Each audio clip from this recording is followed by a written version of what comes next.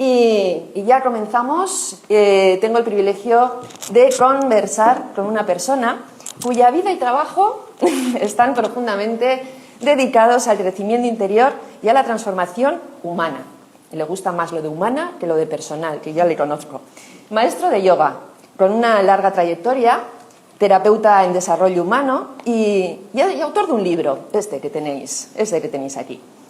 Es un libro que invita a la reflexión, a una reflexión tan desafiante como liberadora, la responsabilidad personal. En su obra y en su vida plantea que somos responsables de todo lo que nos pasa. Ahí es nada. Una afirmación que, lejos de culpabilizar, busca despertar conciencia, autonomía y poder interior. Desde su experiencia, acompañando procesos de cambio, su visión une cuerpo, mente, emoción y espíritu, en una propuesta integral y profundamente humana. Hablaremos de su recorrido vital, de los aprendizajes que lo han transformado y del mensaje que desea transmitir con este libro. Así que te invito a abrir el corazón, escuchar con atención, porque esta conversación no solo es una entrevista, es una invitación a mirar hacia adentro. Así que damos la bienvenida a Juan José Urbieta, basista. ¿Cómo estás? Bienvenido. Pero está, ya han aplaudido, nos podemos ir. Ya nos podemos marchar. Gracias. Muy bien. Has querido titular estos diálogos tratando de ser basista. ¿Qué significa ser basista? Bueno, vamos a ver.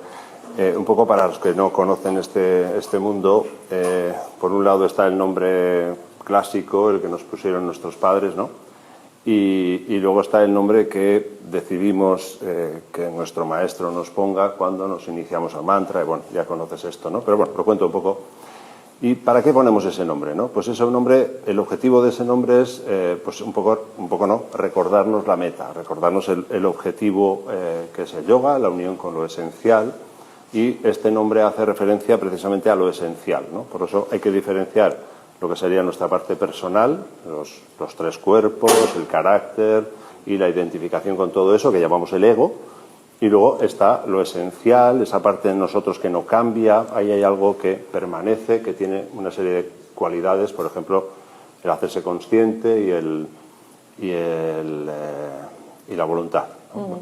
Sobre todo, ¿no? Y,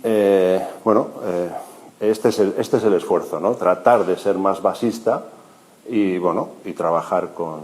Antes pensaba, ¿no? Y decía... una vez me acuerdo que hice un máster en PNL y era cuando apareció la canción esta de Depende, de Jarabe de Palo, y estábamos trabajando y una vez hicimos una dinámica que tenía que ver con las preposiciones, ¿no? Que alguna vez hemos hecho en el taller. Sí. Y un poco es algo así como, si miramos desde las preposiciones podemos hacernos preguntas, por ejemplo, como ¿desde dónde estoy funcionando? ¿Hacia dónde estoy funcionando? ¿Contra qué estoy funcionando? Desde, hacia, hasta, para, por, ¿no? Por ejemplo, la gente dice trabajo por los demás. Bueno, pues eso ya de entrada es un error, ¿no? Primero es mentira y luego es un error. Y entonces la cuestión es si trabajo por mi ego o para mi ego o mi ego trabaja para la conciencia, ¿no? Y en ese esfuerzo es en el que estamos, ¿no? El ir poco a poco instalándome más en basista. En eso estoy, trato de hacer lo que puedo, a veces lo consigo, a veces no, y sí que puedo ver que, bueno, cada vez con el tiempo pues aparece más basista y el ego pues está ahí más o menos mejor controlado. No voy a decir del todo porque no, siempre da latigazos, ¿no? Entrando un poco en la trayectoria personal y profesional, ¿qué fue lo que te llevó al yoga y al desarrollo humano? ¿Una crisis, una búsqueda espiritual, una casualidad? Lo entrecomillo, ¿no? ¿O hubo algún momento o experiencia decisiva en tu vida? Sí, hubo una época, tenía entre 19 y 20 años y, bueno, ahí pasaron varias cosas. Una, entiendo que tenía que ver la transición, esa transición que se hace de la adolescencia hacia la edad adulta y ahí empiezan a surgir, pues, inquietudes, preguntas. Luego esto no lo he contado muchas veces en público, pero bueno, sí que hubo una experiencia una noche una experiencia que hoy diría que fue una meditación, pero en aquel momento no entendía nada de lo que estaba pasando. Me acuerdo que la experiencia era que estaba intentando dormirme y de pronto percibí algo que cerraba los ojos y estaba, y abría los ojos y estaba. Y decía, joder, pues eso la verdad es que fue algo impactante. Y a raíz de eso, pues ya empezó a salir en mí algo que yo le llamaba la lógica. Ahora entiendo que era más otra cosa, pero en aquel momento le llamaba lógica porque de pronto pues empecé como a entender muchas cosas, pero también a preguntarme muchísimas, ¿no? Y al preguntarme muchísimas, pues surgió una inquietud. Joder, me planteé, yo qué sé, meterme monje, pero yo decía, ¿qué hago yo de monje? Pero si yo no tengo madera de monje, o sea, ¿qué va? Allí, yo qué sé, castidad, pobreza, obediencia, y decía, pues, imposible, ¿no? Entonces lo pasé mal, y ahí entré en crisis, una depresión, lo pasé bastante mal, hasta que un día pues me dijeron vete a yoga. Yo dije que no, porque eso eran cosas de nenas, y yo, pues sí, nada, yo era muy chico, y los chicos no hacemos cosas de nenas, hacía otras cosas, ¿no? Pero bueno, la cosa es que un día fui y aquí estoy, ¿no? Yo no quería dedicarme a esto, pero aquí estoy. Pues menos mal, qué bien. Gracias por haber hecho caso a ese impulso. ¿Cómo ha cambiado tu manera de ver la vida desde que comenzaste a practicar y luego posteriormente a enseñar yoga? Total, el cambio es total, ¿no? Total no digo que sea directo, porque no, ¿no? Pero sí desde el principio, ¿no? Desde el principio, en el momento en que empiezas a ver que la vida tiene sentido, y empiezas a tratar de encajar las cosas que haces a diario, no digo encajar siempre, porque no, pero tratar de encajar, ya empiezo a hablar en primera persona, a hacer ese trabajo. No digo conseguirlo, porque no siempre lo consigo, ni mucho menos, pero en el esfuerzo de conseguir encajarlo ya hay un orden, se establece un orden, porque incluso cuando no lo consigo, sé o voy sabiendo que no lo consigo. Entonces, eso ordena mucho la vida y bueno, no tiene nada que ver. O sea, para mí son dos vidas, ¿no? Una antes de conocer el yoga y el desarrollo espiritual o el desarrollo humano y después, ¿no? O sea, no tiene nada que ver. Luego, sí que es verdad que la evolución llega un momento, no voy a decir que se estanca, porque no se estanca, pero sí que va como, bueno, pues vas trabajando y las percepciones son digitales, ¿no? O sea, hay una evolución analógica, pero la percepción es digital. De pronto dices, joder, pues estoy en otro sitio, vivo la vida de otra manera. Y no es que sea espectacular, no, pero yo me noto mejor y como más centrado, ¿no? Y antes se vivía muy descentrado y ahora menos. Es que la verdad que los que nos enseñamos a la enseñanza del yoga, los primeros beneficiados somos nosotros, ¿no? Cuando compartimos, ¿no? Eso, las vivencias que tenemos. Y dándole un poco de enfoque filosófico y psicológico, hay quien considera que uno puede quedarse atascado en los laberintos de la personalidad. ¿Cómo encajan para ti el yoga y el trabajo terapéutico? ¿O habría que separar ambas cosas? Es curioso. Hace poquito, antes lo comentaba con vosotros, me encanta la etimología de las palabras. Creo que ahí hay... No siempre coincido o no siempre comprendo lo que me quiere decir la etimología, pero muchas veces me encanta mirar la etimología de muchas palabras y hace no mucho tiempo estuve mirando la palabra terapia, ¿no? Y pues la verdad es que la sorpresa es excelente, ¿no? Porque un terapeuta era aquel que se ocupaba del guerrero, ¿no? Y luego fue pues una corriente de servidores. Terapia significa ayudar. Básicamente es el ayudador del guerrero, ¿no? El guerrero somos todos, porque todos estamos en esta guerra santa. Y entonces un terapeuta es el ayudador del guerrero. Pero curiosamente en esa definición ponía algo que también me llamó mucho la atención y es muy interesante, y es que los terapeutas al principio se dedicaban a servir a los dioses. Y eso es una reflexión muy interesante, porque en esto de ayudar y de servir, uno de los grandes errores es colocar como referencia al prójimo, ¿no? Esto de ayudar al prójimo, ¿no? Y eso es un error. Eso es un error y ahí se cometen muchos errores y se sufre mucho incluso, ¿no? Cuando uno empieza a ayudar al prójimo. ¿Por qué? Pues porque se olvida de la sensatez, se olvida del sentido común, se olvida de la justicia, de la bondad, del equilibrio, de la responsabilidad, se olvida de todos esos grandes elementos a los que debemos tener en cuenta, que esos serían los dioses, ¿no? O sea, bien entendido, ¿no? Sí. No son sujetos, son conceptos más bien, ¿no? Y me encantó la definición. Desde ahí, hacer terapia sería karma yoga, lo que nosotros entendemos como karma yoga, que es servir, ayudar. En realidad, cuando uno va a terapia, el paciente no hace terapia, el paciente crece, el paciente hace yoga, ¿no? Porque en la vida tenemos dos caminos, o haces yoga o no haces yoga, o lo haces bien o lo haces mal, ¿no? Entonces, todo paciente que hace una sesión de terapia o un trabajo de crecimiento terapéutico, de trabajo personal, está haciendo yoga. El que está haciendo terapia es el servidor, el terapeuta es el servidor, y que, como tú bien decías, no estamos aquí, no servimos para nada, estamos sirviendo para seguir aprendiendo. Por lo tanto, el proceso de hacer terapia y de enseñar, el de servir, es la mejor. Siempre se dice que el servicio es la mejor técnica de yoga, ¿no? Cuando te dedicas a servir. Pero quiero hacer hincapié en que no se trata de servir al prójimo. Esto es importante, porque si no la gente se pone a hacer cosas. Se trata de servir a la conciencia, a lo que está bien, a lo que es justo, ¿no? A lo que toca. A lo que ¿no? toca, a lo que toca, sí. Ansiedad, depresión, vacío existencial, ya nos has hablado un poco de tu experiencia personal, ¿no? en ti. Te suenan de algo, evidentemente, y ¿cómo ayudas a las personas en estos temas, ¿no? Porque, y sobre todo hoy en día, que hoy en día se ve, España creo que es el país de la Unión Europea donde más ansiolíticos y estas cosas se consumen. Entonces es que hay algo ahí, ¿no? O sea, que se puede trabajar mucho con las personas. ¿Cómo las ayudas? ¿Qué consejo le darías a alguien que está en crisis, por ejemplo? Pues empezaría por no darle consejos. Se habla de la consejomanía, ¿no? Muchas veces un consejo es cuando uno da un consejo se coloca un cierto estatus prepotente, que, bueno, hay consejos generales, ¿no? Pues no sé, si le digo a alguien, procura meditar todos los días, bueno, pues es un consejo general. Pero ya cuando entramos en el consejo concreto de tienes que hacer esto, ahí hay una cierta soberbia, porque yo no sé lo que tienes que hacer, ¿no? Pero bueno, el trabajo de un terapeuta básicamente son pocos pilares. Luego hay técnica, hay cosas a tener en cuenta, pero es enseñarle a la persona a hacerse consciente. ¿Consciente de qué? Pues lo mismo que en la asana, tenemos que focalizarnos sobre todo allí donde duele, o allí donde tira, o allí donde molesta, para luego ya enfocarnos más en el ser, pero primero en donde molesta. Pues en la terapia es lo mismo. O sea, vamos a buscar los problemas, vamos a buscar los errores y las causas.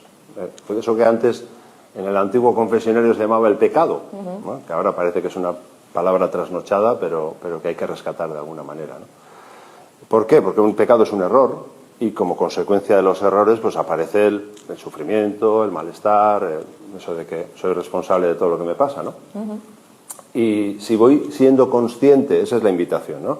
Si voy encontrando, voy poniendo consciencia en los errores que cometo, es uno mismo el que empieza a hacer las cosas de otra manera, porque aparece una comprensión, ¿no?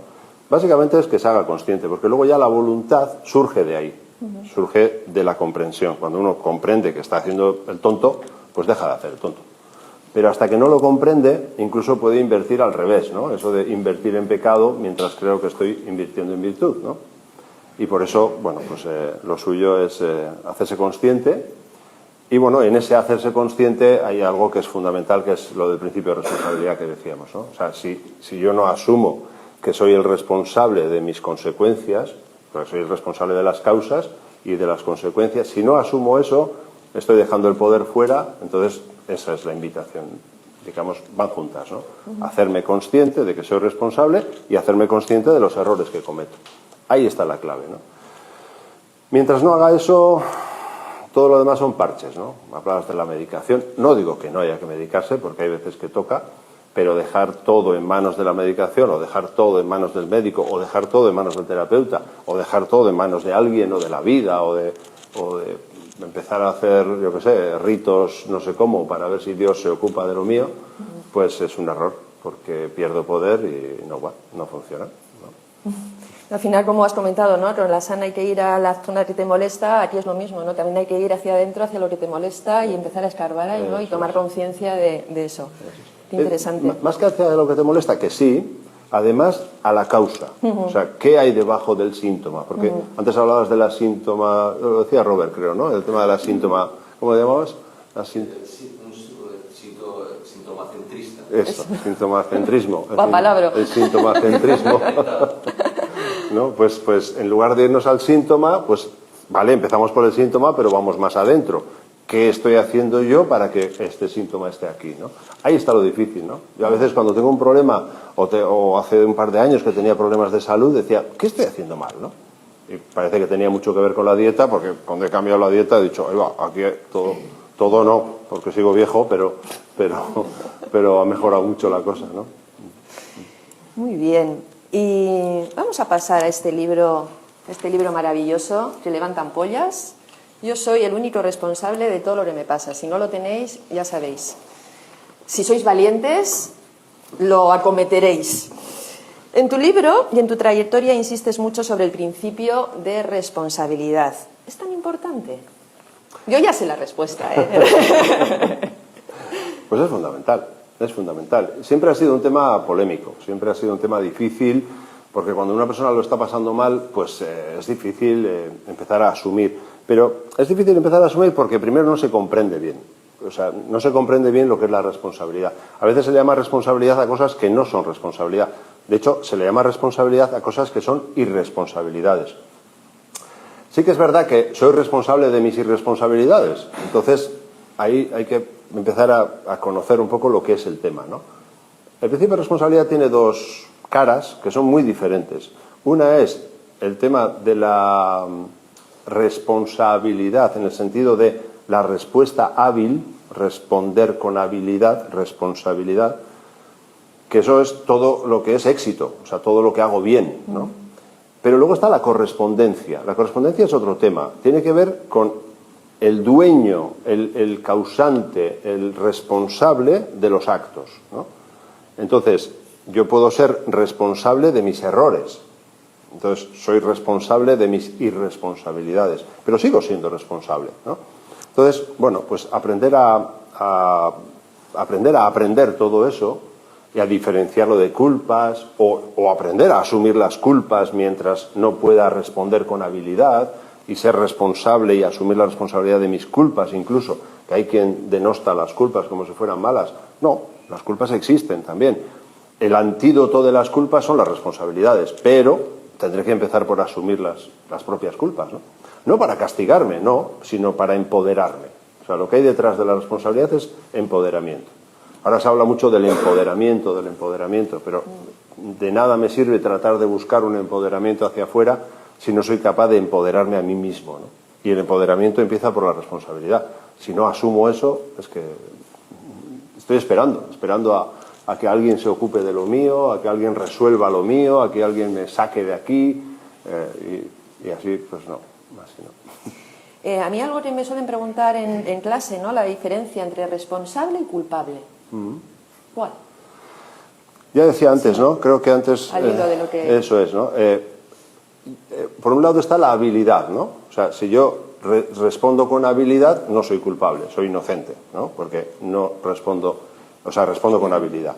Pero la otra es la correspondencia. O sea, yo puedo ser, y muchas veces y a veces soy responsable de ser culpable, ¿no? ¿Qué es la culpabilidad? La culpabilidad es una sensación, es una sentencia y una sensación que tiene que ver con el error cometido, ¿no? Entonces, hasta que no consiga, porque hay quien dice que la culpabilidad es mala, que la culpa es mala, ¿no? Pero ¿qué pasa? Que tenemos como tres escenarios, ¿no? Está el escenario de la responsabilidad, está el de la culpabilidad y luego está el de no asumir nada, ¿no? Claro, el ideal es este, ¿no? El ideal es asumir la responsabilidad, pero mientras no asumo la responsabilidad, por lo menos siéntete culpable, porque si no, es que la otra es todo vale, ¿no? Entonces, claro, si quitamos la culpabilidad y no somos capaces de llegar a la responsabilidad, nos quedamos en el todo vale. Y ahí ya, pues así está el patio, ¿no? Que cada uno hace lo que le da la gana y todo el mundo, no, culpable no, culpable no. Culpable no, claro, que uno es culpable en la medida. Y luego está lo que se haga con eso. Hay que procurar pasarlo a la responsabilidad, no castigarte en vano. Eso tiene que ver con el sufrimiento. no me voy a enrollar, pero bueno, ya sabes, en el sendero probatorio pues hay muchos errores y muchas consecuencias, hay mucho karma, entonces ahí necesitamos pasarlo mal hasta que seamos capaces de pasar al sendero de discipulado o al iniciático, donde uno ya tiene más habilidad y lo hace mejor, ¿no? Pero por lo menos en este tramo pues hace falta también culpabilidad. Queda muy bonito decir que no hay que tener culpas, tal. No.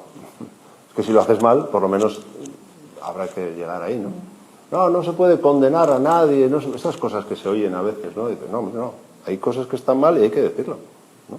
¿Para qué? No para castigarte por mi culpa, no para quedarte ahí, pero sí para pasar a la responsabilidad. Habrá que empezar por el diagnóstico, ¿no? Como decíamos antes, ¿no? Claro. Para muchas personas esta idea puede sonar dura o incluso injusta. ¿Cómo puede alguien asumir tanta responsabilidad si se siente atrapado en sus circunstancias? Pues un poco lo mismo, ¿no? Comprendiendo que la responsabilidad no es algo malo, la responsabilidad va a mi favor. Entonces, toda la responsabilidad que yo pueda asumir, bienvenida sea. Porque lo otro es dejar las manos, o sea, dejar el poder fuera, ¿no? Muchas veces no queremos y no queremos. Yo es que he tenido, no me acuerdo, ir a dar una conferencia con este principio aquí en Bilbao, además, en Plaza Nueva, y una persona se levantó enfadada y se marchó. Bueno, pues por eso he escrito el libro, ¿no? Porque para explicar un poco este tema, para que se comprenda bien y para que vayamos viendo que la responsabilidad va a mi favor, no va en mi contra. O sea, no me está diciendo, la responsabilidad no me está aportando nada negativo, al contrario. Y si me aporta algo negativo es porque no lo he comprendido bien, ¿no? Porque muchas veces se asocia la responsabilidad con más cargas, hay que hacerse más responsable. Sí, ya, si estoy hasta aquí, ¿no? Si estoy hasta aquí es porque no estoy siendo responsable, ¿no? Entonces, eso que me tiene hasta aquí no son responsabilidades, son cargas, es otra historia, ¿no? Y muchas veces le llamamos responsabilidad a lo que son errores, ¿no? Entonces, si lo comprendemos bien, pues vamos viendo que eso funciona, ¿no? Sí, pero además muchas veces les puede parecer injusto, ¿no? De repente una persona nace yo muchas veces digo, ¿no? A ver, yo en mujer blanca nacida en Bilbao tengo una serie de derechos y unas circunstancias. Y una mujer nacida en Yemen, ¿por qué yo soy responsable de haber nacido aquí y la mujer de Yemen es responsable de haber nacido en Yemen? Esto te lo habrán preguntado, me imagino, alguna vez, ¿no? Más de una. Más de una. ¿Sabes qué pasa con esa pregunta? Que es una pregunta relativamente corta. Sí. Y requiere una súper respuesta muy larga, ¿no? Hace falta empezar a hablar de lo que es la vida, del sentido de la vida, la ley de evolución, la ley de economía, la ley del karma. O sea, hay que empezar a explicar todas esas piezas y comprenderlas bien para luego comprender la explicación, ¿no? Entonces, bueno, no creo que sea el momento de... Que se compre en el libro. No, pero tampoco. El libro hace unas pinceladas, pero tampoco ahí. Quiero decir, requiere una formación, ¿no? Requiere un trabajo llegar a ese tipo de respuestas. Porque si no, se rebota, ¿no? O sea, no entra. Es como el agua como la tierra que le metes un chaparrón de agua y no absorbe. No absorbe porque hay que tratar otras cosas, ¿no? Es como explicar una ecuación de álgebra de no sé qué si todavía no sé sumar, ¿no? Entonces, sí que es verdad que aparecen preguntas de esas complejas y hay que hablar de cosas complejas, ¿no? De, pues, qué sentido tiene la vida, qué es el karma, quién es, yo qué sé, Cupido, que decide nacer, dónde nacer, quiénes van a ser sus padres. Yo no me creo eso. Es que no se trata de que lo creas, se trata de que lo estudies y que profundices en ello para llegar a esa conclusión, no que yo me creas porque te lo digo yo, no se trata de eso, ¿no? Entonces sí, hay preguntas cortas, ¿no? que la típica pregunta, ¿qué es el yoga? ¿Cuánto tiempo tengo? ¿No? Volviendo al libro, ¿qué te gustaría que le pasase al lector cuando termina tu libro? Pues no sé, que comprenda mejor el principio de responsabilidad y que con ello, claro, es que para comprender el principio de responsabilidad nos hemos tenido que meter en un montón de vericuetos, ¿no? Hemos tenido que ir a muchos sitios, pues a hablar de Dios, a hablar de la vida, qué es Dios. Ya sé que a alguien le sonará a religión, ya sé que a alguien le sonará a creencias de no sé qué. No, son evidencias, pero hasta que no te las explican, pues no se entienden. Y por eso yo creo que existe, yo creo que... El que cree es porque no sabe, ¿no? Me acuerdo de una señora que vino una vez a consulta y que no dormía bien. Y bueno, ¿qué pasa y tal? Y pues yo siempre he dormido bien. Y bueno, entonces, ¿qué te pasa? Y no sé, bueno, sí, hace un tiempo tuve un infarto y tal, y me hicieron algo, me operaron y eso está resuelto y tal, pero desde entonces no duermo bien. Y yo a veces tiro cosas para ver qué pasa y le digo, ¿no será que tienes miedo a morirte? No, eso no, porque yo soy creyente. Y digo, con eso no me dices nada. Porque ser creyente es andar con incógnitas, andar con creencias, ¿no? Entonces eso, a la hora de la verdad, no me dices nada, ¿no? Entonces una cosa es la creencia y otra cosa es la experiencia, que no tiene nada que ver, ¿no?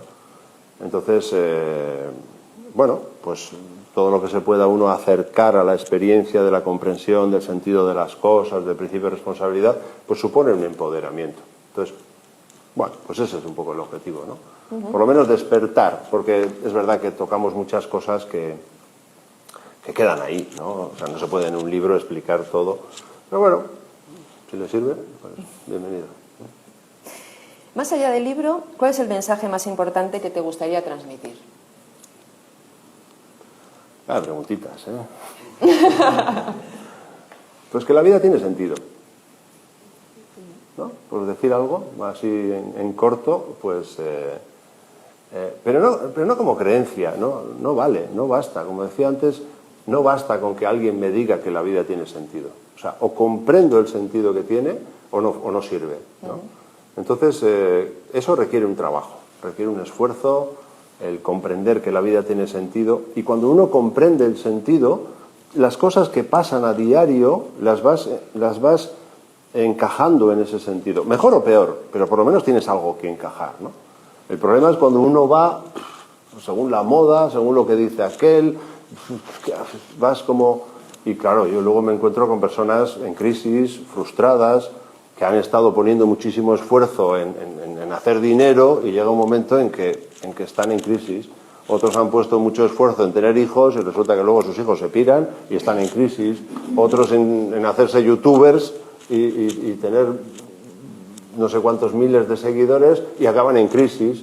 Y hay otros que no he tenido, pero que pues, cantantes, es que claro, a una consulta viene de todo. El médico que ha dedicado su vida, el abogado, el albañil, el ama de casa, viene cualquiera, ¿no? Y ves que mucha gente acaba en crisis, ¿no?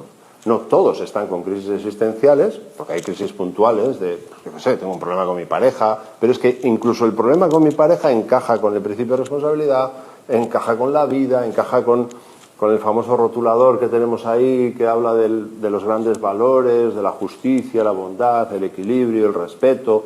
Entonces, si comprendes todo cómo funciona, pues luego es mucho más fácil, ¿no? Es como estar en una ciudad con el plano o no tener plano, ¿no? Si no tienes plano, vas perdido. Y dices, ¿a dónde va la gente? Y todos para allá. Y dices, pues habrá que ir para allá. Y dices, pues si yo no quería venir aquí. Y dices, venga, vuelta para allá. Y vuelta para allá. Y pues mucho más rollo, ¿no? Si tienes el plano, ¿a dónde hay que ir? Para allá. Vas para allá. Y si te pierdes, sabes, bueno, me he perdido. Bueno, pues me he perdido. Y además, hoy no quiero ir para allá. Fíjate, no quiero ir para allá. Pero sé que no voy para allá porque no quiero. Entonces es otra comprensión, ¿no? Creo que es fundamental. Pues me lo has puesto en bandejita de plata. ¿Y cuál es el sentido de la vida? Joder. Te has metido tú tú solo. Bien. Porque esta no la tenía apuntada. Bueno, no sé cómo explicar esto. Pasar de las tinieblas, es que lo estoy intentando resumir, ¿no? En pocas palabras. No hay tiempo. Vale, pasar de las tinieblas a la luz, ¿no? El sentido es este, estamos decía un filósofo que la vida es un día de colegio, ¿no? Nuestra encarnación es un día de colegio, hemos venido aquí a aprender, la vida es una escuela y estamos en un proceso evolutivo que va desde la inconsciencia a la consciencia y de la consciencia a la supraconsciencia, ¿no? Estamos en ese proceso y todo lo que nos pasa a diario tiene ese sentido, ¿no? Por eso el karma, todo el esfuerzo, hay dos, ¿no? Uno es la consciencia y otro es la voluntad, no hay que olvidarse de la voluntad. Entonces todo requiere esfuerzo y todo requiere consciencia. En la medida en que no pongo el suficiente esfuerzo o no pongo la suficiente consciencia, vuelve a haber karma, vuelve a haber problemas, ¿no? Entonces, bueno, en la medida que voy haciendo eso, pues poco a poco voy caminando, voy avanzando y la vida se mete menos conmigo, ¿no? Por esa ley que decíamos antes, la ley de economía, ¿no? La ley de economía dice que solo está lo que es necesario, ¿no? Entonces, ¿cómo puedo hacer innecesario el sufrimiento? Pues poniendo consciencia y voluntad. Consciencia y voluntad.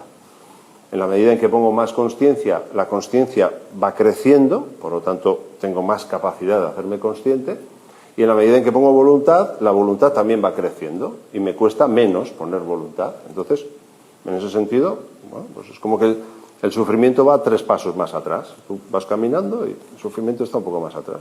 Pues te deja un poco en paz. No digo del todo, porque de vez en cuando cae alguna, ¿no? Alguna roca de esas sueltas y esta vez me ha dado, ¿no? Pero incluso cuando te da, pones consciencia y pones voluntad y sales antes de la crisis. No estás ahí perdido dando vueltas, sino, bueno, sé lo que tengo que hacer, me está costando, pero sé lo que tengo que hacer, ¿no? Y ese es el sentido. El sentido es cada vez ser más conscientes y más voluntariosos, más poderosos, ¿no? La síntesis de las dos es responsable o poderoso, y luego ya más adelante pues ya tenemos que volver a casa. O sea, hemos salido de un ¿cómo decirlo? De una presencia, de una esencia, ¿no? De una entidad que somos, esa entidad que todos somos, y para volver a casa tenemos que es como salir, recolectar consciencia y voluntad, y luego tenemos que volver a casa. Volver a casa es pues al encuentro con lo esencial, ¿no? Que sería el yoga, ¿no? Hay algo que me llama poderosamente la atención cada vez que lo dices, y la primera vez que te lo escuché me chocó mucho, ¿no? Sueles decir que solo contamos mentiras. ¿Has descubierto alguna verdad a lo largo de los años?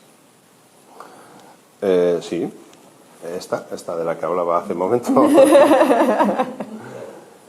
Sí, a ver, bueno, solemos decir que hay 3 niveles, ¿no? Que está la mentira, la no verdad y la verdad, ¿no?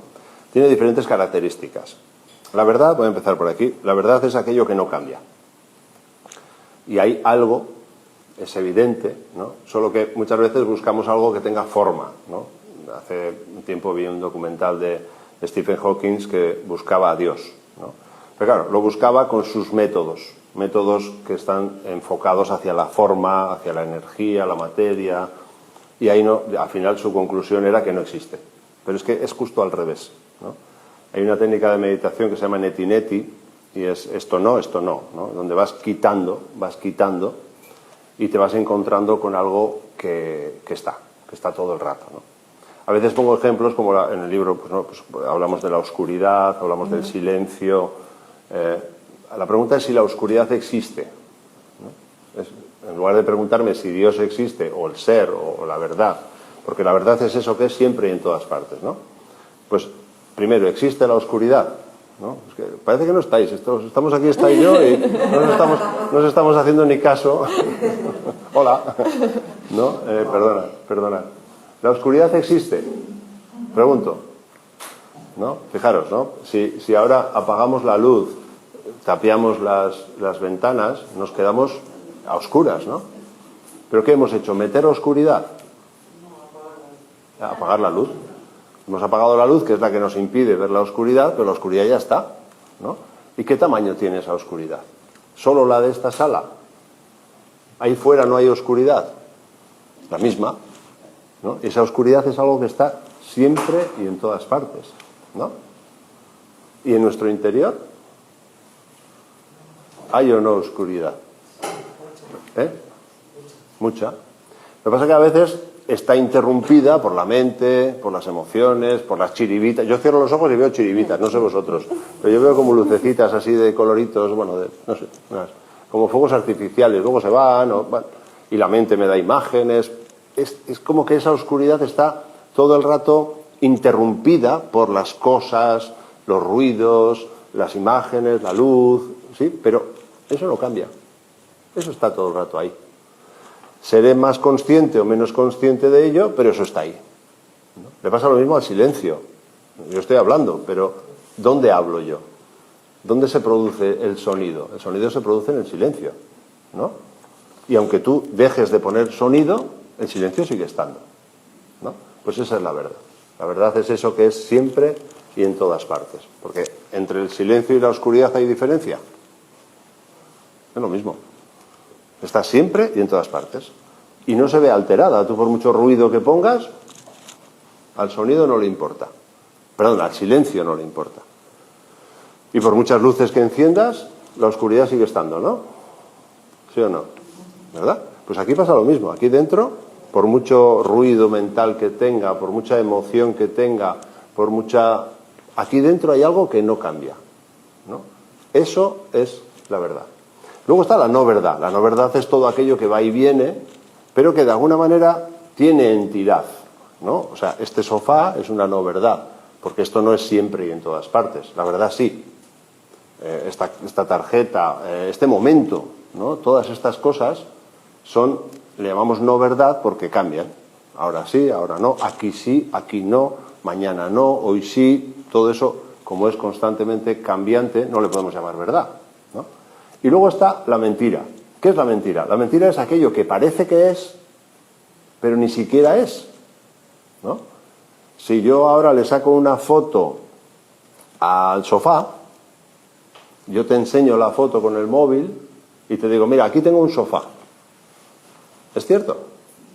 ¿En el móvil tengo un sofá? No.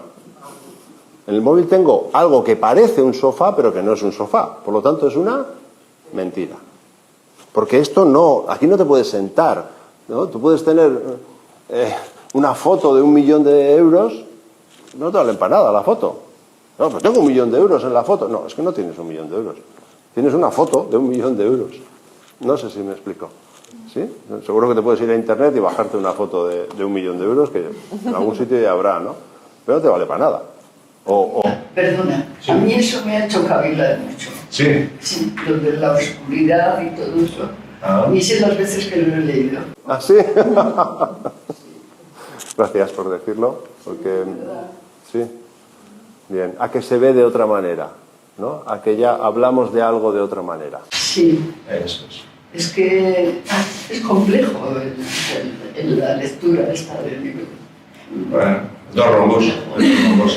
Son cosas que, no sé, yo no las sabía. No, de hecho. Pero que están muy bien escritas y da mucha luz cuando las lees. Gracias. Sí, de hecho, yo veo mucha gente que habla de Dios, pero que no lo sabe, que no lo ha visto, que no lo tiene claro, ¿no? Lo que hace es hablar de una idea, pero no está claro. Y es muy sencillo, al final. Llámale oscuridad, con eso vale, ¿no? Ya está, ¿no? Y bueno, pues eso. Y la mentira, pues claro, la mente, todo lo que yo estoy contando son mentiras. Todo lo que cuenta mi mente son mentiras. Bueno, a ver, es no verdad como entidad, o sea, el pensamiento es una no verdad porque es una entidad en sí misma, así como una foto es una entidad, es una no verdad, pero que lo que cuenta es una mentira. ¿Sí? ¿Se entiende? ¿Vale? Por eso digo que todas las palabras, a veces hay gente que coge un libro y dice, esto es verdad, lo que pone. No. Estos son una serie de mentiras, eso sí, mentiras útiles o mentiras inútiles o mentiras tóxicas. Las inútiles casi las quitaría. Tienes las útiles y las tóxicas, ¿no? Y eso es lo que tenemos que diferenciar, a saber discernir entre mentiras buenas o mentiras útiles, mentiras que te sirvan o mentiras que te compliquen la vida, ¿no? Pero no son verdades, no son verdades. No, son mentiras. Mentiras útiles, sí, pero mentiras. ¿No? Digo, yo... Además, con lo que te gusta a ti el juego de palabras, mentira viene de mente. No sé cuál viene de cuál, mira, no lo he mirado. Mira. No sé si mentira viene de mente o mente viene de mentira, o las dos ahí, ¿no? Pero probablemente estén ahí etimológicamente unidas, ¿no? Algo hay. La mente miente, eso sí. ¿Qué te da sentido en estos momentos? ¿Qué me da sentido? A tu vida, a tu, no sé, a tu momento actual. Yo creo que yo por lo menos me dedico a sobrevivir. Porque podría decir que me da sentido servir y todo esto, y el yoga y todas estas cosas, pero al final es para ser feliz. Al final yo lo que quiero es que me vaya bien, ¿no? O sea, quiero estar bien, quiero estar feliz, Y eso tiene mucho que ver con sobrevivir. Yo le voy a quitar la parte tan mística que a veces se le añade a ciertos postulados. Eso sí, lo que he descubierto que hay maneras mejores y maneras peores de sobrevivir. Y ahí es donde vamos, o yo trato de sublimar mi manera de sobrevivir, ¿no? Y en la medida en que vas mejorando, o que voy mejorando la manera de sobrevivir, es cuando ya empiezo a vivir y cuando empiezo a pillarle gusto y mola. Dentro de eso, cada vez estoy descubriendo más lo interesante que es servir. Servir es una gozada, porque se aprende un montón, creces un montón. Tiene una cierta trampa a la hora de sobrevivir, trampa buena, pero quiero decir, si me ocupo de tus problemas, aprendo sin tener que tener los míos. ¿Se entiende esto? Quiero decir, yo en las sesiones de terapia, las miles de horas de terapia que he pasado, he aprendido muchísimo, muchísimo gracias a lo que me han enseñado mis pacientes, porque me vienen con su problema, trabajamos el problema, meditamos el problema y ahí aprendo tanto que luego cuando empieza a asomar el problema lo resuelvo mejor. No sé si me explico. Sí. Entonces, servir es un chollo. Y bueno, pero ya sé que lo hago para estar bien. O sea, al final no voy a decir que soy un santo de nada, no. Simplemente que he encontrado una manera que mola de sobrevivir.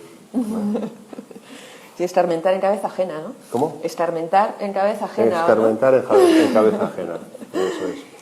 Muy bien, pues ahora es vuestro turno. ¿Alguna pregunta? ¿Algo de todas estas cosas interesantes que nos ha comentado Vasista que os haya removido, que no haya quedado del todo claro? A ver, cuéntanos. Ima. ¿Por qué dices sobrevivir y no dices vivir? Yo quiero quitarle un poco, simplemente por quitarle la parte estupenda que a veces tienen o tenemos a la hora de sentarnos en este lugar de privilegio y a la hora de empezar de estar hablando de yoga, espiritualidad y todo esto, ¿no? Para no colocarme en un pedestal y no creerme y no confundirme a mí mismo creyendo que está todo hecho. Muchas veces cuando se habla de espiritualidad da la impresión, y a veces lo he visto en mis propios alumnos y así, que dicen, no, tú ya lo tendrás todo hecho. Perdona, que yo estoy en lo mismo que tú, solo que tal vez empecé antes o llevo más años en esto, pero punto y pelota. O sea, no es que sea ni mejor que tú, y además que a veces estoy peor que tú, ¿no? Que yo he mejorado en función de mí, sí, pero también veo lo que todavía me queda, ¿no? Y también veo lo que les queda a otros, que veo que también están haciendo un trabajo muy serio, y veo que también les queda lo suyo, ¿no? Entonces, de ahí que, bueno, sí, ya decía antes que en la medida en que vas aprendiendo a sobrevivir, pues vas viviendo mejor, ¿sí? Y yo me considero un privilegiado, Entonces, no sé si eso se llama vivir, solo era la intención de quitarle el glamour, ¿no? Es decir, pues que a veces se reviste de glamour a ciertas personas por el hecho de que lleven mucho tiempo haciendo un trabajo que, bueno, pues ¿y por qué digo esto también? Porque luego a veces vienen las decepciones, ¿no? Cuando te enteras de que alguien que lleva no sé cuánto tiempo ha hecho no sé qué, pero está deprimido o ha tenido, yo me acuerdo que un buen maestro de yoga una vez se estaba separando en su relación de pareja y la gente se echaba las manos a la cabeza, ¿no? Y dice, joder, pero ¿por qué se separa? Pues porque es humano y porque está en esto y hace lo que puede con su vida y no le ha salido bien, o si le ha salido bien, pero ahí se ha acabado, ¿no? O sea que, entonces, bueno, pues estamos todos en el mismo barco y haciendo lo que podemos con nuestras vidas. Y bueno, sí, tiene truco, y si le pillas un poco el truco, pues mejor. Y de ahí se pasa un poco a vivir, pero sí, sin subirnos demasiado, ¿no? Que estamos en el infierno. Los que estamos aquí encarnados es porque todavía tenemos cosas que hacer, ¿no? Eso está claro. Eso es. Está claro eso. Sí, eso es. ¿Alguien más que se anime a hacer alguna pregunta? Sí, por favor. A mí me gustaría, igual es una de estas preguntas cortas que la respuesta es demasiado larga, pero me gustaría... ¿Sabes qué pasa? Que tu título a mí me impacta un poco esta parte de soy el único, la palabra único, responsable de todo lo que me pasa. Entonces, yo estoy muy de acuerdo en lo que has explicado sobre la responsabilidad. Yo también soy terapeuta gestal y entonces, bueno, comparto muchas cosas de las que has dicho. Pero claro, también está esta parte social, esta parte del campo, ¿no? Entonces quería saber un poco por qué has elegido esas palabras, porque entiendo que las has elegido a propósito. Sí. Y como para mí es como una perspectiva un poco individualista, ¿no? Bueno, pues para conocer desde dónde... Sí, porque o es único y todo, o ya se dispersa todo, ¿no? Eso para empezar, ¿no? O sea, y estoy convencido de que es único y todo, ¿no? ¿Cómo explicar esto? Claro, es que todo el libro va de eso, ¿no? Pero somos como burbujas. A veces digo que somos como burbujas Freixenet. ¿Os suenan los anuncios aquellos que estaban unas chicas metidas en burbujas, ¿no? Y al final, aquí parece que yo estoy interactuando contigo, pero en realidad estoy interactuando conmigo. Esta es mi experiencia. Es una experiencia que yo he elegido, yo he elegido este momento, yo soy el creador de este momento, lo mismo que tú eres la creadora de tu momento, y parece que estás interactuando conmigo, pero ¿qué va? Tú estás en tu propia burbuja y aquí cada uno estamos en nuestra propia micromundo, ¿no? Y vamos eligiendo, ya sé que hay preguntas amplias como, bueno, pues dónde nace uno, aquello de... Decía Ortega y Gasset que yo soy yo y mis circunstancias, y yo no estoy de acuerdo. Yo creo que soy yo en mis circunstancias, no y. Yo no soy las circunstancias, sino que estoy en unas circunstancias que yo he creado, eso sí, ¿no? Pero yo no soy las circunstancias, yo las he creado para mí. Y esta es la idea, ¿no? La idea, y además es una idea que funciona, ¿no? No sé. Rebáteme algo, para seguir. Sí, por ejemplo, tú ahora te levantas y me das una patada, ¿qué responsabilidad tengo yo en el dolor? Ya no voy a hablar de lo que yo interpreto, ni siquiera interpreto nada, hay un dolor físico, y tú te levantas y me das, ¿qué responsabilidad tengo yo en la patada que tú me has dado? ¿El poner la rodilla? Igual puesto la rodilla. Pero yo estoy aquí sentado, no me lo espero, no sé qué vienes. Sí, claro. ¿Qué responsabilidad tengo yo en eso? ¿Qué responsabilidad tiene una persona que le echan de su trabajo, ¿no? O que cobra muy poco dinero porque las circunstancias económicas son así? Tenemos un ejemplo ahí, el famoso ejemplo de la teja, ¿no? Hemos tenido mucho. Eso es, ¿no? Pues eso, yo te doy la patada y tú paras mi patada. Son dos verbos diferentes. En este principio de responsabilidad, cada uno ejerce un verbo. Yo emito la patada y tú recibes la patada. Son verbos diferentes. Entonces yo soy responsable de emitir y tú eres responsable de recibir. Cada uno lo suyo.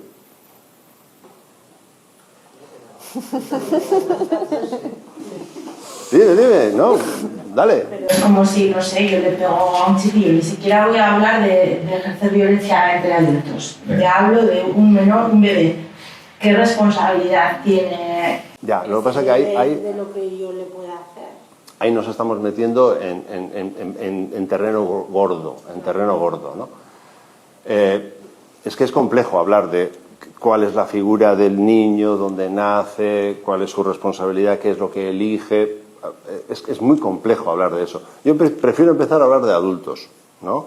Porque hace años que dejamos de ser. Lo que somos de adultos es la consecuencia de los aprendizajes de lo que hemos vivido. Es cierto, por eso todo cuenta, por eso hablo. Y uno dirá, hijo, ¿por qué en un libro que prácticamente va de crecimiento personal o de trabajo personal empiezas a hablar de Dios?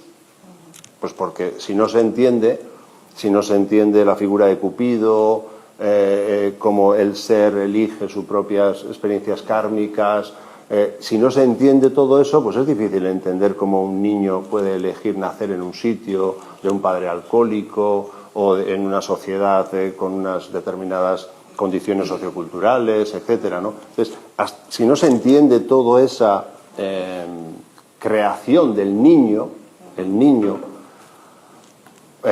pues no se puede explicar. Claro. Entonces entiendo que te has basado en eso y desde ahí está construida la frase. Como yo sería como yo, mi alma, ¿no? Que va reencarnándose y va eligiendo las circunstancias en las que vive y desde ahí yo soy responsable, pero no yo como sujeto humano, material, No. sino yo como alma. Eso es, como el ser que soy. Bueno, el alma sería un cuerpo, eso que llamamos el atman, el ser, sí, eso sí.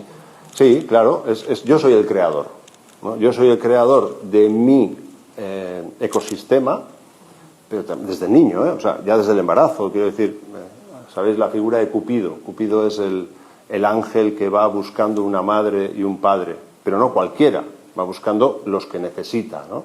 Entonces, necesito un padre alcohólico. Pues a ver, ¿dónde hay un padre alcohólico? Sí, pero necesito una madre hiperprotectora. Bueno, pues necesito juntar a este con este. Por eso se le llama el dios del amor, Cupido, ¿no? Porque va a juntar a su padre y a su madre para que le construyan un cuerpo en el que encarnar con unas condiciones. Un padre tendrá unas características y la madre tendrá otras, ¿no? Entonces, es todo el entramado, ¿no? de cómo voy construyendo mi realidad, ¿no?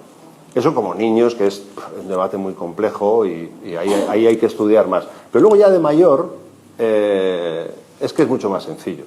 Es decir, yo paso muchas horas haciendo terapia y pocas veces tengo que recurrir al karma, bueno, al karma intervida, ¿no? O sea, al karma ese lejano de... ¿Qué va? Si tiene que ver con lo que hice hace 3 meses, con la decisión de, por ejemplo, es que mi jefe me trata mal. Tú eliges a tu jefe. Sí, hombre, no lo elijo yo, ¿o qué? Lo eliges tú. Dice, es que mi marido me trata mal. Tú eliges a tu marido. Ya, ¿y qué hago? No sé. Pero tú eliges a tu marido. Tú eliges tus circunstancias. Ya sé que esto es duro, yo lo digo ahora y puede alguien molestarse, ¿no? Pero en una terapia al final es lo que le tengo que ir mostrando. O sea, poco a poco le tengo que ir... Porque lo contrario sería quitarle el poder. Si yo le voy llevando en la terapia hacia... No, aquí el único es... Tu marido es el malo. Tu jefe es malo. Tú no tienes nada que ver en esta historia. ¿Qué estoy haciendo? Me estoy desempoderando. Estoy diciendo que lo único que tiene que hacer es esperar a que su marido cambie, o a que su jefe cambie, o a que el sistema le dé otro trabajo, o que le toque la lotería, ¿no? Entonces, no, es lo contrario. En la medida en que va asumiendo que elige a su jefe, que elige a su marido, que elige a su mujer, pues se va empoderando y empieza a tomar medidas y a resolver. No sé si... En pocas palabras, así, con tanta gente mirando, pues... Lo comprendo. Sí. Gracias. Ese karma heredado no exime para nada, el karma heredado no exime para nada de ninguna responsabilidad en la evolución de tu encarnación actual. Bien. El karma heredado es el que uno elige heredar. O sea, uno elige heredar los genes, elige heredar las costumbres, elige... Luego, a veces se habla de karma heredado que yo no comparto.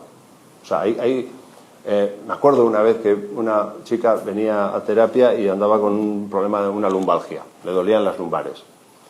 Y el fin de semana hizo un taller de una cierta dinámica que seguramente os imaginaréis, que no quiero comentar cuál, pero bueno, vino con la conclusión de que su lumbalgia tenía que ver con un aborto que tuvo su abuela en una vida anterior. Bueno, en una vida de su abuela, claro. Y a mí eso no me cuadra para nada, ¿no? Porque ahí estamos mezclando entidades sagradas. O sea, la entidad sagrada es el individuo. Decía que somos como burbujas, ¿no? Entonces, yo no puedo estar pagando tu karma. Eso no encaja para nada. De hecho, construimos entidades que son entelequias, que las llamamos sagradas. Por ejemplo, la familia. La familia no es una entidad sagrada, ¿no? Es el individuo, es una entidad sagrada, ¿no? Es como, incluso a nivel jurídico, ¿no? A nivel jurídico no puedes juzgar una familia, o no sería correcto. Tú tendrás que juzgar a una persona, o a 5 de una familia, ¿no? No sé si me explico. De esa misma manera el karma actúa al individuo, y el individuo tiene que ver con sus propias, sus actos, pues es responsable de sus actos, por lo tanto es responsable de sus consecuencias. Pero yo no voy a pagar las consecuencias de mi abuela, ¿no? Porque además es que no me van a enseñar nada. O sea, la que tiene que aprender de los errores de mi abuela es el ser que ha estado habitando en mi abuela. No sé si voy bien, ¿no? Otra cosa es que yo elija heredar ciertas cuestiones de mi abuela, de mis padres o de... No, sí, pero eso lo elijo yo. ¿No? No sé. No me lleva a la contraria. Uy, no hay confianza todavía. No hay confianza. Alguien. Yo voy a un asunto más terrenal. Venga, va. Yo te voy a preguntar por cómo aplicas el principio de responsabilidad en un asunto que creo que a todos nos hace o nos provoca, nos genera mucha satisfacción o mucho dolor, que es el tema de las relaciones interpersonales, el vínculo. ¿Cómo aplicas el principio de responsabilidad en los vínculos de padres a hijos, de pareja, de amistad? Pues, como vengo diciendo, separando, cada uno es responsable de lo suyo, ¿no? A mí a veces me vienen y me dicen, ¿tú haces terapia de pareja? Y digo, no. Luego le explico, pero primero le digo que no. Dice, ¿terapia de familia? Tampoco. Es que no se puede hacer terapia de pareja. ¿Por qué? Porque pareja no existe. Existe ella y él, o él y él, o ella y ella. Ya hoy en día, no, pero bueno, hoy en día antes también. Que me meto en un jardín, venga. Quiero decir, no existe, la pareja no viene a terapia. Viene ella, además yo siempre trabajo en separado. O sea, yo nunca juntaría a dos personas en una misma sesión a hacer una terapia de pareja, ¿no? ¿Por qué? Pues porque prefiero trabajar con la persona A y la persona B. Y cada uno de ellos voy a tratar de que vayan siempre hacia el sentido, hacia ese sentido que hablábamos antes, ¿no? Hacia la justicia, hacia la bondad, hacia el equilibrio, hacia el respeto, hacia el amor. Bueno, pues si esta persona va hacia aquí y esta persona va hacia aquí, aquí tenemos un punto de encuentro, ¿no? Entonces, ese es el trabajo, ¿no? Que cada uno vaya asumiendo la responsabilidad de sus aciertos y sus errores y siempre enfocándonos hacia ese punto de comunión, ¿no? Que tiene que ver... El punto de comunión es el espíritu, digamos, todo aquello que se llamamos valores, ¿no? Lo espiritual, ¿no? Entonces, si son 5, bueno, pues esos 5 van todos a ese sitio, lo van a gestionar bien. Aunque acaben separados, pero se llevarán bien o serán felices. Si cada uno va defendiendo sus motivaciones egoicas, pues probablemente no se vayan a encontrar nunca, ¿no? Habrá mucho conflicto, muchos problemas, ¿no? El problema es el ego. El ego va siempre apuntando hacia donde, con perdón, lo voy a decir como decía mi amigo Brijas, es que el ego va a lo puto suyo, ¿no? Y es verdad, o sea, es que va a lo puto suyo. Entonces, lo que hay que hacer es que ir trayendo los egos todos al mismo sitio, ¿no? Que es, bueno, pues los grandes valores y el sentido, ¿no? El sentido. Y para eso, para que cada uno haga eso, es fundamental que empiece uno a asumir su responsabilidad de lo que hace bien y de lo que hace mal, ¿no? Y que vaya siendo capaz de reconocer sus errores, y solo así esa misma persona va a ir mejorando, ¿no? Y ahí es donde se van a encontrar, ¿no? Es el negocio, ¿no? Que decíamos antes, ¿no? Yo una vez te escuché decir que me chocó de primeras, pero luego me gustó, que dijiste que cuando una pareja se separa, siempre se dice, no, el 50% cada uno de responsabilidad, y no, es el 100% cada uno, ¿no? Eso me pareció muy interesante. Sí, eso tiene que ver con lo que decíamos antes, ¿no? Que comentábamos antes. En una pareja no hay dos 50 o un 60-40, no, hay un 100 y un 100. Porque en una pareja no hay un 100, hay un 200, porque son dos. Si son 5 de una familia, o si son 5 de una familia, pues hay un 500% de responsabilidad. 100 para cada uno. No se reparten. O sea, tú tienes lo tuyo y tú tienes lo tuyo, ¿no? Y bueno, pues si cada uno va asumiendo lo suyo, pues cada uno irá resolviendo lo suyo. Eso no significa que estén juntos, igual acaban separados, pero les irá bien, ¿no? Porque hay veces que este asume su responsabilidad y lo empieza a hacer bien, y este empieza a asumir su responsabilidad y lo empieza a hacer bien, pero deciden separarse. bueno, pues serán felices separados, ¿no? Yo siempre digo, yo no trabajo para que una relación esté unida o separada. Yo trabajo para que tú estés feliz o para que a ti te vaya bien, ¿no? Y a ti también, o sea, y a todos les procuro llevar hacia ahí, ¿no? Y funciona. Funciona. Eso es. Ver mis aciertos y sobre todo mis errores.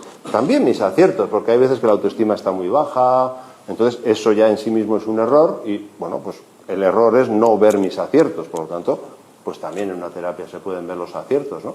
Pero sobre todo los errores, que es donde hay que trabajar más, ¿no? Yo siempre digo, los aciertos disfrútalos y aquí vamos a trabajar los errores, ¿no? Que es lo que nunca queremos ver, ¿no? Nunca queremos ver los errores, queremos ver los errores del otro, ¿no? Es que esto es porque mi jefe, esto es porque mi marido, esto es porque mis hijos, esto es porque mis padres, yo estoy así porque... Y hacemos así, ¿no? Todo el rato. Y ya en última instancia es que Dios me trata mal o la vida me trata mal. Y dice, pero si yo soy Dios, yo soy la vida, yo soy el creador de lo mío, tú de lo tuyo. Es lo bueno que tiene el libro, que por lo menos a mí me ha hecho ver muchas cosas de mis defectos y cosas que no me había visto. Está muy bien. Sí, yo te doy las gracias. Yo te doy las gracias por Me decir. pasa mucho rato leyéndolo y todavía no lo he terminado. Sí. El libro me lo dejó Patricia y lo llevé a casa. Y yo lo empecé a leer y lo aparqué. Entonces, algo así se lo llevo a su departamento. Lo ha leído 2 veces o así. Me dice Carolina, y si yo lo leo y no lo entiendo, y luego lo vuelvo a leer y tampoco lo sé. Yo no es porque estás redactado, Ella está ahí. Sí, pero al final no lo he entendido del todo, pero lo voy cogiendo. Y me está sirviendo de mucho. Joder. ¿Vais a hacer llorar al final? Además, una cosa que tiene el libro que a mí me gusta mucho, que al final del libro hay un código QR, pero bueno, hay una página web también en el que puedes opinar. Y entonces esto a mí me parece que es una maravilla, ¿no? Sí, opinar, preguntar, no sé, el exponer, ¿no? El compartir también, ¿no? Cualquier cosa, lo que te haya supuesto el libro. Y a mí me parece que eso es una maravilla, el tener ese acceso directo con el escritor, ¿no? Con el autor del libro, que él mismo te pueda explicar, ¿no? Lo que ha escrito. A mí me parece una gozada, la verdad. Una maravilla. Esa es la idea. O sea, si alguien dice, en la página 85 no entiendo nada, y dice, bueno, pues igual lo intento explicar de otra manera. O sea, que tú directamente, pones el QR y tú directamente te pones en contacto con... No, vas a la web y en la web... o sea, del QR llegas a la web y en la web puedes escribir lo que quieras y luego ya llegaré yo en algún momento...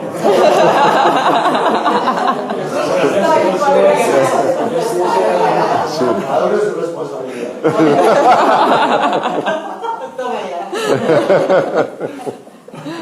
Eso es. Muy bien, ¿alguna pregunta más? No os vayáis con dudas. Me gustaría hacer una pregunta, pero no, claro, igual es muy larga de responder, pero en estas 2 vías de desarrollo, que por decir 2 vías, que para mí son importantes, ¿no?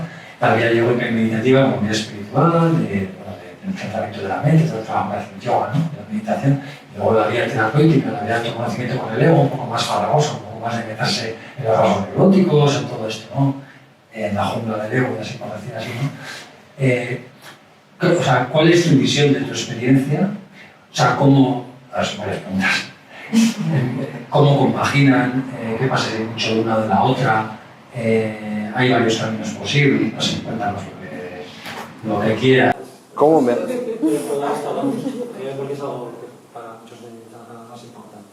¿Cómo te agradezco la pregunta?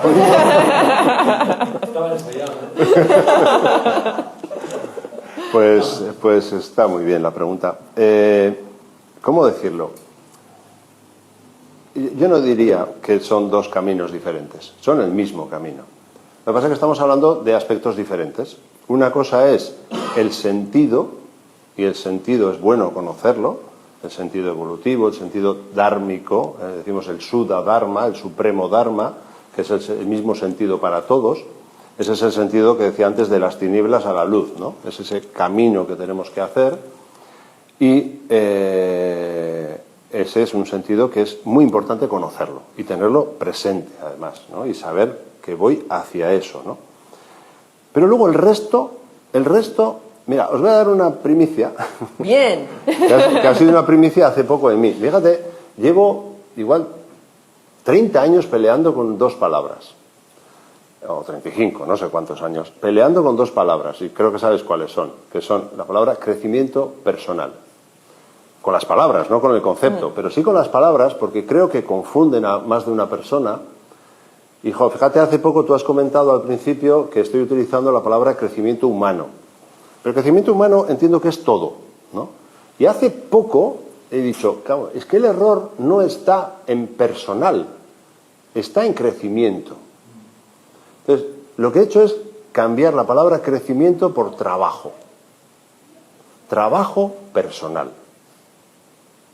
Y el crecimiento es humano, pero el trabajo personal es el que tenemos que hacer. ¿Para qué? Para alcanzar el objetivo. Veo que hay muchas personas que están todo el día repitiendo el objetivo y el objetivo y el objetivo, pero en verdad el trabajo es personal. El trabajo lo tenemos que hacer con nuestro cuerpo físico, con nuestro cuerpo emocional y con nuestra mente. Porque luego está el resultado. Sí, el resultado es el Suddha Dharma, el yoga, ¿no? La unión con lo esencial. Eso está muy bien. Y desde ahí tendremos que seguir trabajando otra vez con lo personal. O sea que es cuanto más medito en el ser y cuanto más me instalo en el ser, soy más capaz de trabajar mejor con mi persona. Pero mientras siga encarnado, aquí está el trabajo. La tarea es personal. Sua significa personal propio, ¿no? Y Suddha es el sentido, ¿vale? El sentido es importante y la experiencia del yoga ayuda a que el trabajo personal se haga mejor, porque hay más consciencia, hay más voluntad y hay, bueno, más empoderamiento. Lo voy a hacer mejor, pero sigo teniendo que hacer un trabajo personal. El trabajo personal, hay quien dice, no, el trabajo personal por un lado y el yoga por otro. No. Es que no hay dos. Es sentido espiritual y trabajo personal. No hay más. Y luego está la experiencia, sí. Pero la experiencia, hasta que termine mi proceso evolutivo, lo que tengo que hacer con esa experiencia es volverla a traer al trabajo personal. Porque cuando hablamos de servicio, decimos, el karma yoga es el servicio de los grandes yogis. ¿Con qué trabaja un yogi, por muy grande que sea? Con su persona. O sea que sigo teniendo que hablar, sigo teniendo que comer, sigo teniendo que trabajar, sigo teniendo que pensar, sentir, hacer. Y ahí sin duda va a estar mi neurosis, va a estar el bicho, va a estar dando guerra el ego y al que tengo que controlar. Entonces, el trabajo es... Perdona que me ponga tan serio, pero el trabajo es personal. Entonces sería trabajar la personalidad. Con la personalidad. Antes hablaba de las preposiciones, sí, con la personalidad, desde la conciencia, hacia el ser, más, para el ser, jugar con las preposiciones, y es muy interesante, ¿no? Sí. Entre meditar en el ser y tener esa conversación incómoda que no quiero tener, ¿con qué me quedo? Depende de lo que toque, depende del momento. Hay que servir al momento. O sea, el ser es aquí y ahora. Entonces, servir al ser significa servir al aquí y a la ahora. Entonces, si ahora toca tener la conversación incómoda, déjate de sentarte a meditar. Ahora, si toca sentarse a meditar, déjate de la conversación incómoda. Entonces, eso es servir a Dios. Servir a Dios es servir al momento, ¿no? Si ahora toca meditar, medita. Si ahora toca reparar la gotera porque hay gotera, pues repara la gotera. No te pongas a meditar porque hay gotera. O sea, depende del momento. Entonces, en cada momento toca lo que toca. Y ese es el trabajo. Entonces, depende. Uno de los grandes errores suele ser caer en la presuposición conductual, que es presuponer lo que tengo que hacer así como escrito en un manual. No, pregúntale al momento. Si el momento te dice que cojas el teléfono, pues coge el teléfono. Ahora, si el momento te dice que no, primero medita, céntrate, relájate porque estás muy alterado, pues primero haz eso Ahora, no siempre puedes hacer eso. A veces, por urgencia, tienes que hacer lo otro. Mira, pues, mira, estoy como estoy, pero tengo que hacer esta llamada. Pues hazla, ¿no? Pregunta al momento, ¿no? Eso es servir a Dios. Servir a Dios es abrir la ventana y si hace frío, ponerte un abrigo, ¿no? Porque es hacer lo que toca, ¿no? Y si lo que toca es fregar, pues fregas. Y si lo que toca es pasear, pues paseas, ¿no? Eso es el servicio. Hay cosas que con la edad te salen solas. Las ves. Claro. Con la edad y con la actitud. Sí, yo a la edad no le dejaría toda la responsabilidad. Porque también... Yo digo de mi parte. Algo habrás hecho para que te salga así. De mi parte, porque yo antes no veía cosas que veo ahora. Claro, pero algo habrás hecho para verlo. Sí, a veces dejamos la responsabilidad, por ejemplo, en el tiempo. Pero es que el tiempo es una sucesión de sucesos que se suceden sucesivamente. O sea, son hechos. Entonces, si los hechos van para bien, la cosa mejora, pero si los hechos van para mal, la cosa empeora. Entonces, dejarle la responsabilidad al tiempo, no. Depende de lo que yo haga con el tiempo, voy mejorando, o depende de lo que yo haga, es como las heridas, ¿no? Si no curas la herida, se infecta. A veces, ¿el tiempo cura las heridas? No, depende. Depende de lo que hagas con la herida, ¿no? Hay heridas que se infectan, ¿no? Bueno, que alguna ventaja tenemos hacerlo los mayores. ¿Cómo? Que alguna ventaja de ser mayor, digo. Yo no le veo muchas, ¿eh? Sí, la de la sabiduría, ¿no? La sabiduría. Puedes tener muchos años y si tampoco has hecho un trabajo con la persona. Claro. Si Tampoco tiene ninguna importancia, cumplirán. Si tú has estado malcriando al bicho, el bicho se convierte en un monstruo, ¿no? Entonces, Yo estoy con un bicho así. Sí. A mí esta me ha abierto los ojos.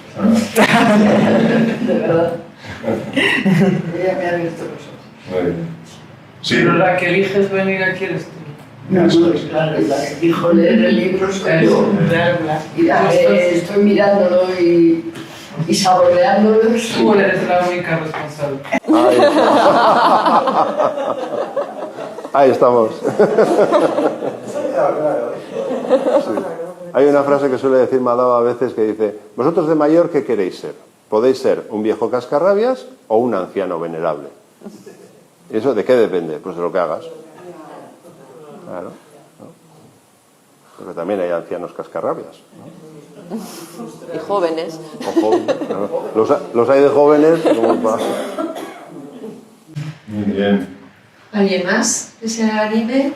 ¿Una pregunta? A mí cuando leí así el primer libro me encantó lo de los dos rumbos. Porque yo me acuerdo que en casa cuando había dos rumbos, nosotros nos levantábamos y hacíamos como que ordenábamos para que mi padre que estaba cenando no se distraiga. Lo interesante estaba en las películas de dos rombos. Claro. Sí. Sí, además este es un libro, creo que lo pone en la contraportada, no es un libro dulce, es un libro, tampoco quiero que sea, no es desagradable, pero es claro, ¿no? No me corta un pelo, vamos. Y así quería que fuera, ¿no? Entonces ya pongo los dos rombos para avisar, oye, yo aviso que eso es un libro para mayores, pero independientemente de la edad, hay gente joven que puede digerir ese libro y hay gente mayor que no lo puede digerir, porque no depende de la edad física, ¿no? Depende de otra edad, ¿no? Otra edad que está en otro sitio. Muy bien. Pues yo creo que hora Yo y puedo cuarto. seguir, hasta las 6 de la mañana. Instagram nos ha respetado que seguimos en directo, así yo andaba un poco ahí pendiente de la hora que a ver ¿Nadie si pregunta esto. nada por ahí? Y No. nada, no se ha dado no se ha atrevido nadie. Vale. Como no estaban aquí, no se ha atrevido nadie a preguntar. Así que, si te parece, pues bueno, yo decir que en dos momentos de mi vida puntuales el hacer terapia contigo fueron dos consultas así puntuales. Para mí, vamos, fue un antes y un después, porque tienes una forma de expresar y de llevarte, me llevas, ¿no? Vamos a hablar en persona, en primera yo no persona. te llevo, tú vas. Bueno, vas dando, ¿no? Vas soltando cositas que voy yendo hacia ver la foto, ¿no? La foto de tu vida desde fuera y decís, wow, entonces ayudas a que nos demos cuenta, ¿no? Los que acudimos a ti. Así que, pues para mí ha sido una auténtica maravilla poder entrevistarte, por todo lo que te estimo, te aprecio, te quiero y que más veces. Confío en que hayas estado a gusto. Un lujo. Aquí en Adagune, pues, ¿cómo no se va a estar a gusto? Esto es buenísimo para la autoestima, es una maravilla. Un montón de gente que ha venido aquí a escucharme. Esto tiene la autoestima para 3 años. O sea que volvemos la semana que viene. Pues nada, muchísimas gracias a todas las personas que os habéis acercado, una maravilla. Y ya sabéis, a compartir todo esto, que es un tesoro, es un tesoro. Primero hay que digerirlo, ¿no? Integrarlo, porque es complejo, es un tema muy complejo el de la responsabilidad, pero un auténtico privilegio y un gustazo el estar aquí. Así que nada, muchísimas gracias. Gracias.